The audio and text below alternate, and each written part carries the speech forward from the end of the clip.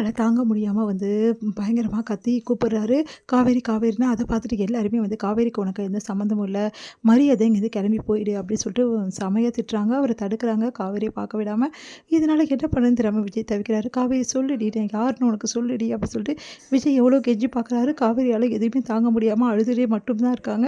அதனால என்ன பண்ணுறதுன்னு தவிக்கிறாரு. நீ என்னை விட்டுட்டு போக முடியாது. காவேரி என்னை விட்டு போக மாட்டான்னு சொல்லிட்டு போறாரு. இத பார்த்துட்டு செமையா டென்ஷன் ஆகுறாங்க. சாரதா என்னடி அந்த பையன் சொல்கிறான், அவனை விட்டுட்டு நீ போக மாட்டியாமே, அவ்வளோ தைரியமா அவனுக்கு, அந்தளவு ஆயிடுச்சா?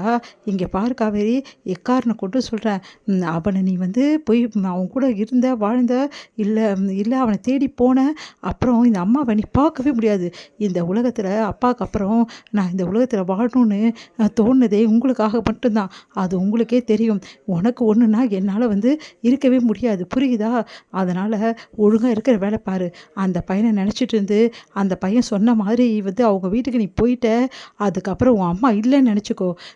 நான் சொன்னது உனக்கே தெரியும், நான் சொன்னால் செய்வேன்னு சொல்லிட்டு, கண்டிப்பாக செய்வேன் அப்படின்றாங்க. அதை கேட்டுட்டு காவேரி என்ன பண்ணுறதுனே தெரியாமல் முழிக்கிறாங்க. ஏம்மா இப்படிலாம் பேசுகிற, ப்ளீஸ்மா புரிஞ்சுக்கோமா. அம்மா விஜய் எந்த அளவு என்னை கூப்பிட்டாருன்னு பார்த்தரல, அவர் அவ்வளோ பாசம் வச்சதால் தான் இப்படி கத்துறாரு. இப்போ உனக்கு புரியலையாம்மா அப்படின்னா, புரியலையா? எனக்கு புரியுதுடி. இவ்வளோ பாசம் இருக்கவே இவ்வளோ கத்துறானே, இவ்வளோ காவேரி காவேரின்னு உருகி பேசுகிறானே, அப்புறம் ஏன்டி உன்னை போக சொன்னா? அதுக்கு ஏதாவது பதில் வச்சுருக்கியா நீ? அதுக்கு பதில் இருக்கா உங்ககிட்ட அப்படின்னு? தெரியலம்மா அப்படின்றாங்க. தெரியலல்ல, குழப்பத்தில் தானே வாழ்ந்துருக்க அவன் கூட, அப்புறம் இப்படியே குழம்பிட்டே வாழப்படியா காலம் ஃபுல்லாக? உனக்கு ஒரு அங்கீகாரம் வேணாமா? அவன் பொண்டாட்டின்னு உன்னை நினச்சிருந்தா அந்த வார்த்தையை அவன் சொல்லியிருப்பானா? போடின்னு கேட்டிருப்பானா? கேட்டான்ல, அப்போ உன் பொண்டாட்டியே நினைக்கலன்னு தானே அர்த்தம். அப்படிப்பட்டவன் கூட வாழ்ந்து என்ன பண்ண போகிற நீ? இங்கே பார், என்னை பொறுத்த வரைக்கும் அந்த வாழ்க்கை நீ வாழ்ந்தா அது உனக்கு தேவையில்லாத வேதனை தான். அதனால் நான் சொல்கிறத கேளு. நீ நீ எக்காரணம் கூட அந்த பையனை தேடி போகவே கூடாது. போனேன் அப்புறம் இந்த அம்மாவை நீ பார்க்கவே மாட்டேன் அப்படின்றாங்க. அதை கேட்டு காவேரி அழறாங்க. அவங்களால தாங்கிக்கவே முடியல. ஏமா இப்படிலாம் பண்ணுற? விஜயும் நானும் ஒன்றா வாழ்ந்துட்டோமா? அவரும் நானும் புருஷன் பொண்டாட்டியை என்றைக்கோ வாழ்ந்துட்டோமா? அவரும் சரி நானும் சரி, 2 பேருமே ஒருத்தர் விட்டு ஒருத்தர் இருக்க முடியாதுமா. என்னை மன்னிச்சிடுமா. இந்த உண்மையை நான் எப்படிமா உனக்கு நான் புரிய வைப்பேன்? நான் நடிச்சுட்டு தான் வந்தேன் இவ்வளோ நாளும். நான் அவர் கூட வாழல, நீ தப்பாக நினச்சிட்ருக்க. ஆனால் நான் வாழ்ந்துட்டேம்மா, பொண்டாட்டியாக வாழ்ந்துட்டேம்மா அப்படி சொல்லிட்டு பயங்கரமாக மனசுக்குள்ளே கதறி கதறி அழறாங்க காவேரி. காவேரியால் தாங்கிக்க அவங்க அக்கா ஏண்டி காவேரி அழாதடி, சொன்னா கேளு, ஏம்மா இப்படி பண்ணுற? நீ அமைதியாக இருடி. இனிமேட்டு யார் சொல்கிறது நான் கேட்கக்கூடிய நிலைமையில் இல்லை. நான் சொல்கிறது தான் நீங்கள் கேட்கணும்.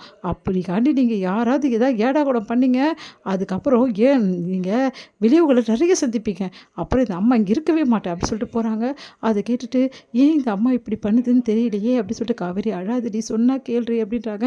அக்கா நான் என்னக்கா பண்ணுறது? விஜய் பார்த்தல்லக்கா எப்படி கதறாருன்னு சொல்லிட்டு நான் எப்படிக்கா என்னக்கா பண்ணுவேன், நீயே சொல்லுக்கா அப்படின்னோடனே, ஆமாடி எனக்கும் ஒன்றும் புரியல. விஜய் உன்னை போக்க சொல்லிட்டாரு, ஆனால் இப்போ ஏண்டி அப்படி கதறாரு, எனக்கு அது தாண்டி ஒன்றுமே புரியல. இதை விஜய்கிட்ட பேசினா தாண்டி தெளிவு வரும்.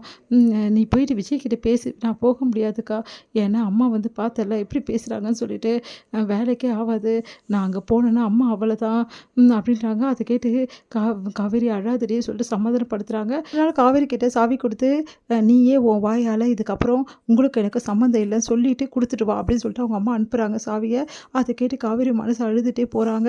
அங்கே போயிட்டு காவேரி வந்துட்டாங்க, எல்லாம் சந்தோஷப்படுறாங்க. விஜயும் சந்தோஷப்படுறாரு. நான் சாவி கொடுக்க தான் வந்தேன் அப்படின்னு சொல்லிட்டு காவேரி சொல்கிறாங்க. அதை கேட்டு விஜய் உடஞ்சி போகிறாரு. அவரால் தாங்கிக்க முடியல. காவேரி பார்த்து அப்படியே கலங்கி நிற்கிறாரு.